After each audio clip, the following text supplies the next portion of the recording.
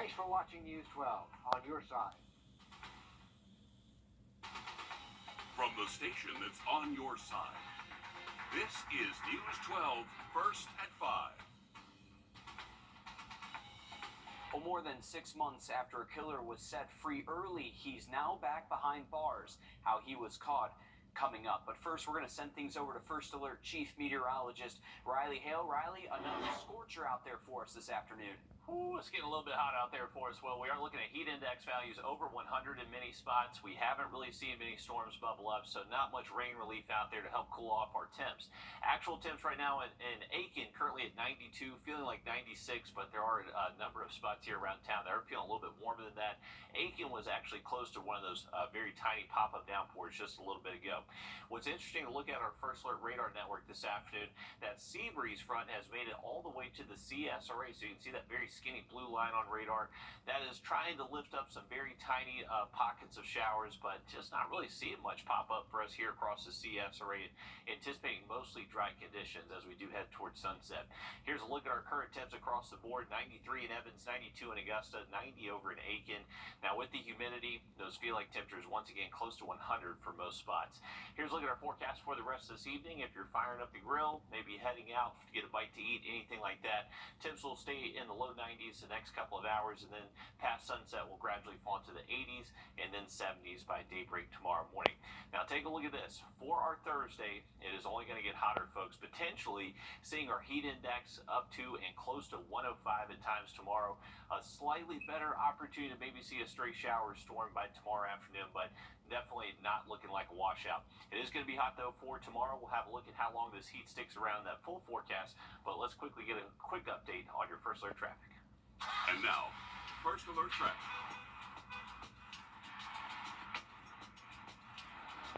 Just outside of our building here, I-20 Riverwatch Parkway. Have not really seen the traffic slow down too much, eastbound or westbound lane. Usually starts about 5:30, so check in about 30 minutes. I would imagine that is a little bit slower moving there. 190 Grovetown, Columbia County, not too bad here off Lewiston Road. We do have a wasp that is kind of bugging our camera right here, but traffic flow appears to be okay and normal for this time of day. We'll have an update on some even hotter temps later into the week in just a bit. All right, thanks, Riley. The Washington Road and I-20 corridor is a well-known area where people experiencing homelessness tend to gather. While the Sheriff's Office has a plan to tackle the issues for business owners, the problem people experiencing homelessness face are still there. News 12's Alyssa Lyons is live on Washington Road. And Alyssa, you've been working to find local groups pushing for solutions, but this isn't a simple fix here. No, not at all, Will. What we did learn is that everybody is on the same page when it does come to homelessness. They all agree with Sheriff Richard Roundtree when he said last night that we don't want to criminalize homelessness, but rather offer them resources. And just like you said, it's not a one-shoe-fits-all solution. The Salvation Army says that homelessness is a complex issue. Everyone has a different scenario that placed them into homelessness, which needs to be addressed in order to reverse the problem.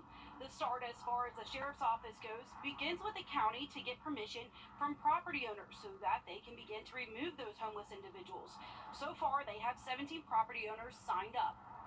Once a warning is made and the person still refuses, then law enforcement can intervene and arrest that person for criminal trespass. Now, in this particular case, what changes at that point and through this new initiative, where before it would go through state court, where they only had a small amount of parameters that they can do as far as punishment. By moving up to Superior Court of Accountability Courts, now it gives the judge discretion to do all sorts of punishment or treatment options. Now, well, it's only been 24 hours since this initiative was announced, and community partners have announced that they are willing to step in and jump towards ending the problem. Coming up all new on News 12 at 6 o'clock, I dive into what those look like. Okay, thanks for keeping us updated on that new initiative going on there on Washington Road at that corridor. Well, convicted killer now back behind bars months after he was released. In early December, 43-year-old Jared Price was released early from prison for helping in an investigation. Now, he was serving a 35-year sentence for murdering a man back in 2002. And the manhunt for Price lasted more than 2 months after the Supreme Court ordered Price back to prison. The court cited potential misconduct on the judges and attorneys who let him free. Earlier today, Price was caught in New York. South Carolina Attorney General Alan Wilson says Price was caught thanks to a tip. There was a tip from South Carolina going up to the field office of the FBI in North Carolina, to their fugitive task force up there, and that that's what led to them getting eyes on him at his apartment complex, at the apartment that he was staying at, and they were able to get eyes on him. And the parents of the man that Price killed say they filed a letter with the Office of Disciplinary Counsel, which is responsible for investigating misconduct by the judges and attorneys. Well, tonight the consequences for people convicted of drinking and driving in South Carolina are tougher than they were just a few weeks ago. Nearly 24 other states have more people than South Carolina, but recently just 7 states had more felony DUI deaths. Our State House reporter Mary Green has the details. On Wednesday, Governor Henry McMaster held a ceremony here at the State House to mark the passage of new legislation that strengthens South Carolina's DUI law. It's a change that advocates and families of DUI victims have been calling for years. I'm grateful that it finally was able to be passed, and it's my hope that it'll protect other innocent lives and families from living this nightmare that we're living. It's bittersweet in the fact that I just wish that it had been passed when it was first introduced, because had that happened, then I think Madison and John Paul would still be here, because they were killed 18 months ago. The new law requires people convicted of DUI temporarily use an ignition interlock device. Drivers have to blow into the device and their car won't start if they're intoxicated. Before this, drivers could be required to use an ignition interlock if they had multiple DUI convictions or a first conviction with a blood alcohol concentration nearly twice the legal limit. This new law applies to any first conviction. It's been several years since any state has passed a law that will save as many lives from the preventable crime of drunk driving as this law will. Advocates say there's still more work that needs to be done. Senate Democratic leader Brad Hutto, the lead sponsor of this bill, says he'll continue to push to expand the ignition interlock requirement to all pre-convictions for DUI as well. Reporting from the State House, I'm Mary Green. And last year in South Carolina, ignition interlock devices stopped people with alcohol in their system from starting their cars on 22,000 occasions. Well, an update now to a story that gained national attention after a viral video at Carowinds showed a crack in a roller coaster support beam. This all happened at the end of last month, leading to the coaster being closed until further notice. Well, today, the theme park says the Fury 325 coaster is getting a new support column tomorrow. Once it's installed, testing will begin, which includes running the ride 500 times to test that new column. The South Carolina EMS Association is using a new $35,000 grant to revolutionize the way first responders are trained. New online classes work just like if you were taking a college course. You sign into class, complete assignments, take tests, and then labs are done in person. One first responder in the program says it gives him the flexibility to work and reach his goals. It's really good for me. That way I don't have to sit in a class all day and then go to work at night. So I get to sleep during the day and I get to progress at my own pace.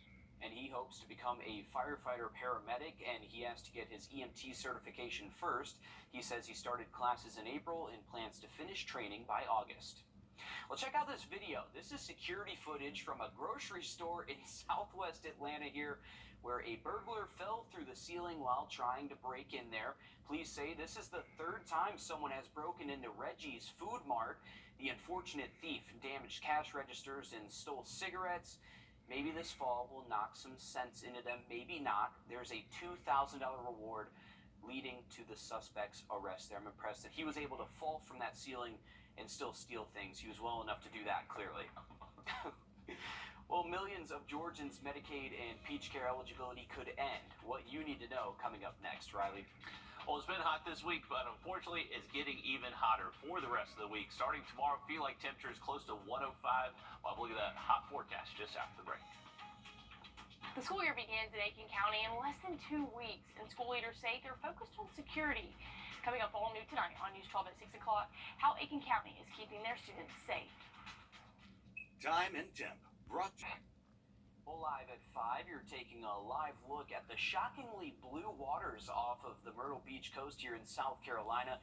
If you've ever been there, you know it's not always this bright of a color. This is a result of many factors like calmer weather and ocean currents, especially on hot days like today. The water looks especially inviting. I think I'm just being teased here at this point. We're stuck inside and all these people are outside. Absolutely. On a Wednesday afternoon, it looks like the beach is packed. So a lot of people are enjoying their Grand Strand vacation. I don't think I've ever seen the water this clear it in really Myrtle is. Beach. And we did mention kind of some of those factors briefly, and just going kind of more in depth with that, it's just we haven't really seen very strong winds along the coast. We haven't really seen any major offshore storms. So all that sediment in the water is allowed to just kind of sink to the bottom, and then we're actually able to see kind of that natural blue color of the ocean, and also helps reflect the light from the sky. So just really giving that good Caribbean blue look to the water. So pretty cool stuff happening along the Carolina coast, all thanks to just fairly calm weather conditions that we've seen over the last several weeks. So haven't really seen anything stir up that water a lot to bring back some murky water. We have actually a little bit better look at our Savannah River today. If you remember Monday, after all that heavy rain we had, it was basically chocolate milk, but now starting to get a little more green hue to it. So looking a little bit better for us with these dry afternoons we've had. 92 right now at Bushfield, 99 is what it feels like though, so still pretty sticky outside. We haven't really seen many storms bubble up this afternoon. There was one tiny little shower that bubbled up just outside of Augusta, kind of towards Beach Island, but right now mostly dry and hanging on to mostly dry conditions. Even though this sea breeze that is trying to move inland, that could briefly kick up a tiny shower too, but just not really seeing that materialize too much across most of the area. So any evening plans, I wouldn't imagine you see too much in the way of wet weather. It is going to stay hot and humid though. We're not really going to get our way out of the 80s until we get to most likely around 10 o'clock tonight, and then staying in the mid 70s for a lot of locations heading into early tomorrow morning. And the heat index, this is what's going to be a big part of the weather story moving forward. If you're going to be working outside, maybe football practice, anything like that, we're going to be in the danger zone for this heat index over the next several afternoons. So this part of the forecast just isn't really going to change too much, and you can see the excessive heat risk we're going to have in that high to even extreme range at times over the next several afternoons. So this is a combination of just intense heat, a lot of humidity, just making it so we can't really cool ourselves down very efficiently. As far as storm chances go, tomorrow, slightly better chance than the last couple, not necessarily anything that looks like a washout. Right now, we're kind of focusing on Saturday afternoon. That appears to have the best opportunity to see some wet weather across the area. Before this evening and 2 tonight, despite the sea breeze moving inland, staying mostly dry across the area. Tomorrow morning, we're going to wake up in the low to mid 70s, see a good bit of sun for the first part of the day, and then later into the afternoon, mid 90s, a few of these storms bubbling up late into the day that will last up until around sunset. Very hit or miss though, so if you have anything planned over the next couple of evenings, I wouldn't cancel them, just kind of make a game time decision based on where those storms are popping up. Friday's looking similar, a little bit better storm activity into the afternoon, but still just very hot and humid, and that is going to continue right into the weekend outlook. Saturday and Sunday for us here in Augusta, high temp of 94, slightly better opportunity to see a stray thunderstorm Saturday, but still present there even for our Sunday afternoon. Full look at the 7-day forecast. We've been mentioning it's getting hotter this week. Unfortunately, next week will be hotter than this week. 97 for a high next Tuesday and Wednesday. All right, thanks, Riley. If you live in Georgia, listen up. Millions of Georgians' insurance coverages could be affected because the state is reevaluating eligibility for the first time since before the pandemic. Mackenzie Petrie explains what you need to know. Essentially, they're projecting that possibly 500,000 Georgians could lose their coverage. The Georgia Departments of Human Services and Community Health will reevaluate roughly 2.7 million Georgians by May of 2024. That process started in April. Each member of Peach Care for Kids and Medicaid has their own deadline to reevaluate by, so updating your contact information on the Gateway portal is crucial. This is an urgent situation. Redetermination or recertifications have already started. When they see their recertification letter in the mail or online, then they respond to it immediately because time is of the essence. DHS will refer members who are no longer eligible after reevaluation to healthcare.gov. My greatest concern is that someone has not updated their contact information, so they never receive their recertification information, which means that they or their child might miss health screenings, or they go to the hospital to present for an emergency and realize, oh, wow, I don't have coverage anymore.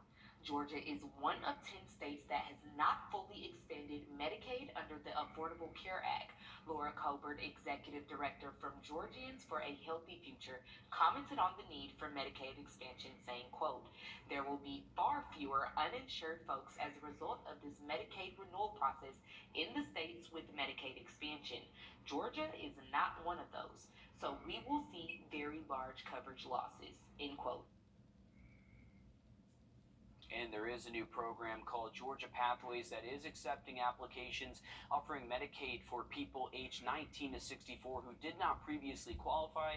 You can find that on the Georgia Department of Community Health's website. Well, has your healthcare provider offered you a loan or even a credit card that help pay for treatment? Well, next, why a consumer protection agency suggests you explore your options. Stick with us. First Alert Radio. Shade of you. Well, some healthcare providers allow patients to take out loans or medical credit cards to help pay for procedures. Our consumer investigator, Carice Jackman, spoke with a researcher about how medical credit cards and loans are impacting patients and possible alternatives.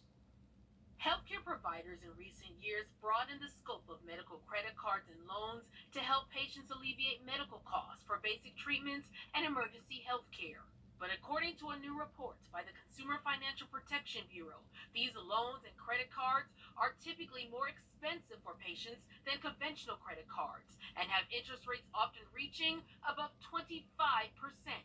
There are risks to consumers that include higher costs for the consumer from using these products. It's why Tavi Carrara with the CFPB says it's important patients know what they're signing up for before leaving the doctor's office. I think it's really important for consumers to be informed and for the public at large to be informed.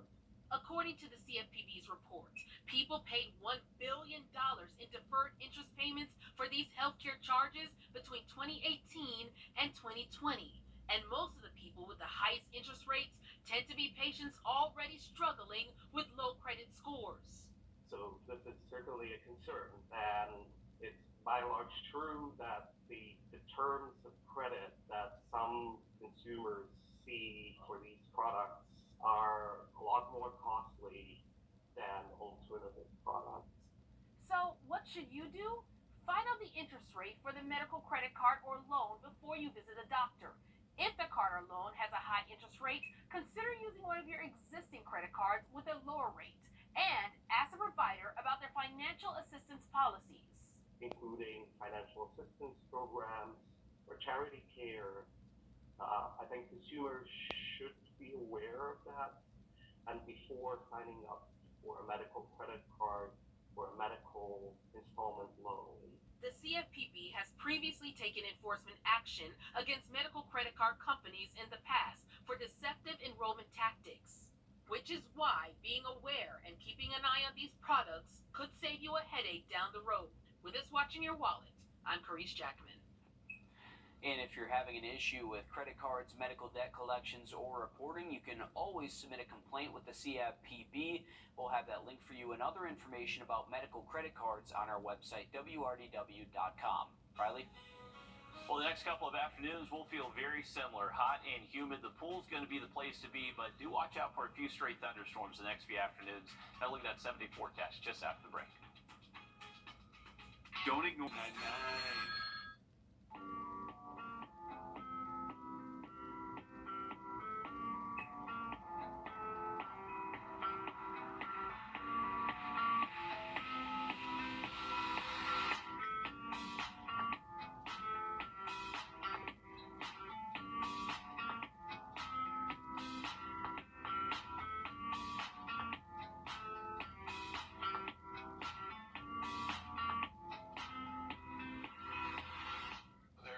many options. How do we decide what hotel to book?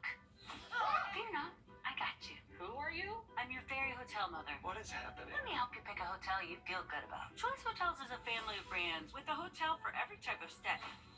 Like a comfort with the kiddos. Ooh, spacious. Or a Cambria hotel downtown for just the two of you. Hold my wand, don't wave it at anything. Get the best price by booking direct at choicehotels.com. What did I say? Foundation settlement.